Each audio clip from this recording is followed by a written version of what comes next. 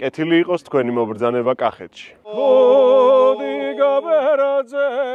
ვიხარია, რომ წისქვილს ვმასპინძლობთ თელავში. კახური ფოლკლორი და ქორეოგრაფია გამოირჩევა თავისი ავთენტურობით, საშემსრულებლო მანერის განსაკუთრებულობით. ვიხარია, რომ ჩვენი მუნიციპალიტეტი წელსაც იღებს მონაწილეობას ქართული ღვინის და კუთხეების ფესტივალში, სადაც წარმოდგენილი ვართ კახური ფოლკლორით და ცეკვებით.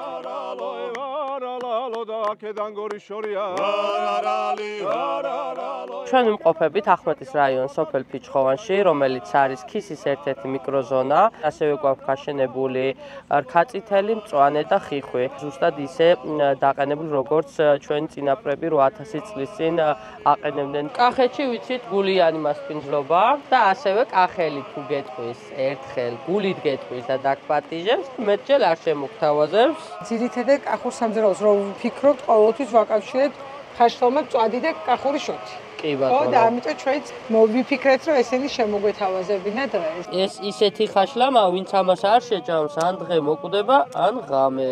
ქართველების ერთ-ერთი ყველაზე ძველი სასმისი ეს იყო თიხის ფიალა. წისქვილი ჯგუფს გაუმარჯოს. გელოდებით 31 მაისს და 1 ივნისს ქართული ღვინის და კუთხეების ფესტივალზე თბილისში, მეიდანზე.